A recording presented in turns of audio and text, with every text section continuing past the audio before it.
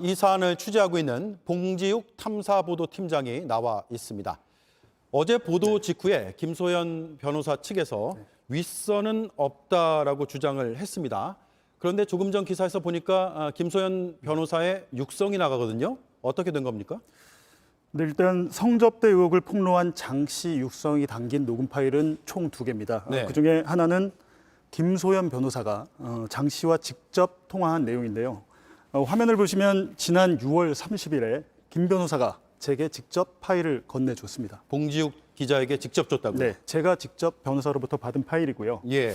그런데 어제 저희가 보도한 후에 김 변호사가 보도가 허위다, 윗선은 없다, 또 뭐 취재윤리 위반이다 이런 주장들을 폈는데 정작 본인이 제게 파일을 건넸다는 사실은 밝히지 않았습니다. 자, 정리하면 2개의 파일 중에서 1개는 네, 김소연 변호사가 제공을 했다는 얘기네요. 네 그렇습니다. 자, 그렇다면 장모 씨가 어떤 인물인지가 궁금해지는데 윗선을 주장하는 인물입니다. 네. 신빙성이 있어 보입니까? 일단 장 씨는 지금 사기죄로 수감 중인 아이카이스트 김성진 대표와 함께 일했던 인물입니다. 네. 주로 VIP 접대를 담당했고요. 하지만 회사에 소속된 직원은 아니었습니다. 그리고 2013년에 자신이 이준석 대표에게 성접대를 직접 했다고 주장해 왔고 지난 1월에는 문제의 7억 원 각서를 받아냈습니다. 저희가 전부 보도를 하진 않았는데요.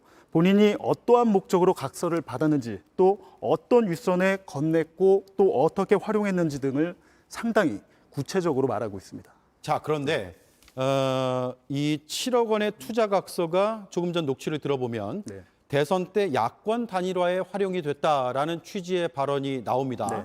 그런데 장 씨가 이걸 자기 과시욕 혹은 일종의 허세를 부리려고 한 말이었을 수도 있잖아요. 네, 아직 단정 지을 수는 없습니다만 이준석 대표가 중징계를 받은 결정적인 증거가 바로 이 7억 원 각서 때문이었습니다. 네. 장 씨와 이 대표가 통화한 녹음 파일도 하나의 근거가 됐다고 알려졌는데요. 이분이 만약 허세가 있고 또 허언이 심하다고 하면 바로 이 징계를 위한 증거들에도 심각한 문제가 있게 되는 겁니다. 그렇군요. 네. 그리고 어제 보도 직후에 정치권 안팎에서 윗선으로 추정된다면서 몇 명의 이름이 거론이 되고 있습니다. 윗선으로 지목되는 인물 대체 누굽니까? 일단 장 씨가 녹음 파일에서 말한 윗선은 지난 대선 때 국민의힘 캠프에서 활동한 윤모 씨입니다.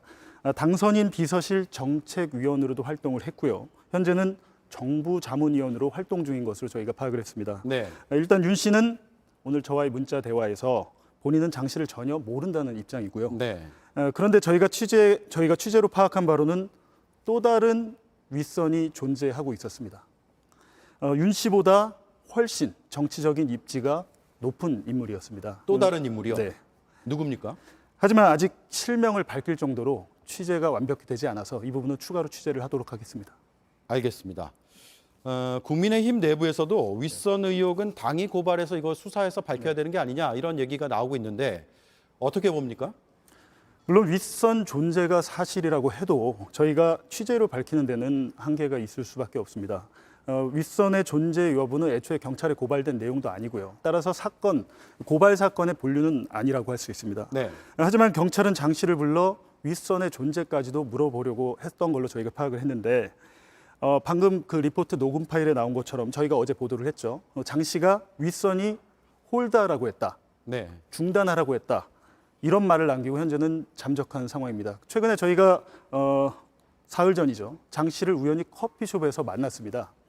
그래서 저희 취재진이 장 씨가 맞느냐 이렇게 물어봤는데 나는 그 사람이 아니다 하다가 마지막에는 맞다라고 인정을 했는데 황급하게 사라졌습니다. 네, 어제 보도에서 봤던 네. 그 내용이죠. 그래서 결국 이 윗선을 밝히는 것은 경찰이 어디까지 수사 의지를 갖고 하느냐 이 부분이 관건이라고 할 수 있습니다. 네, 봉지욱 기자였습니다. 잘 들었습니다.